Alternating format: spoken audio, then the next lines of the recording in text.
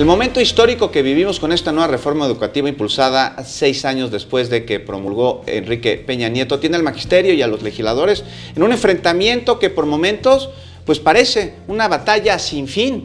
Y para conversar sobre este panorama tenemos en la línea telefónica a Marco Fernández, profesor e investigador de la Escuela de Gobierno, el TEC de Monterrey y coordinador anticorrupción y de Educación de México, Evalúa.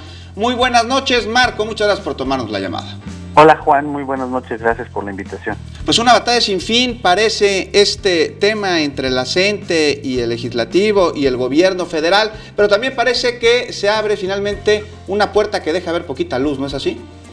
Pues mira, sin duda alguna todo parece ser, en estos momentos se está discutiendo en el Pleno de la Cámara de Diputados, en los términos generales, el dictamen, para posteriormente entrarán a la discusión de la reserva de los artículos y pues muy probablemente pasará este dictamen y las reservas para que después continúe el proceso legislativo en el Senado. Creo que, por un lado, si quisiéramos ser positivos, hay varios aspectos destacables respecto a lo que están aprobando los señores legisladores, que es, por ejemplo, el reconocer a los maestros como agentes de transformación social, reconocerles su derecho a una capacitación continua que les permita tener mejores resultados en el aula. Se introduce la educación inicial y la educación especial como obligación del Estado para su provisión. En el caso de la educación superior, también se establece el derecho obligatorio de la educación superior. Se promete que eventualmente, entre otros aspectos, se dará un fondo federal para el cumplimiento de esta materia.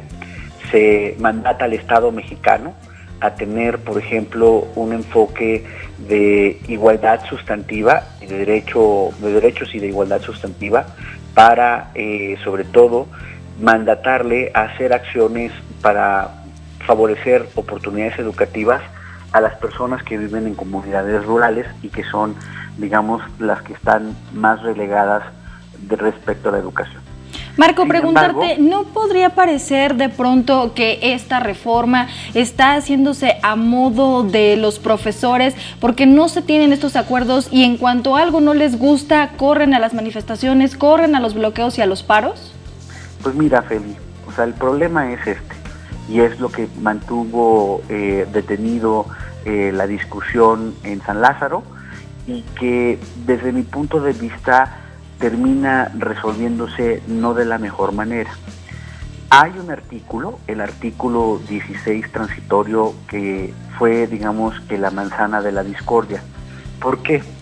La forma en que está redactado ese artículo abre la puerta a la interpretación de que, a pesar de que en el artículo 3 constitucional se establece que habrá procesos de selección para el ingreso y promoción en la carrera de los maestros, es decir, que sea el mérito reconociendo al maestro como profesional de la educación lo que permita su entrada y su promoción.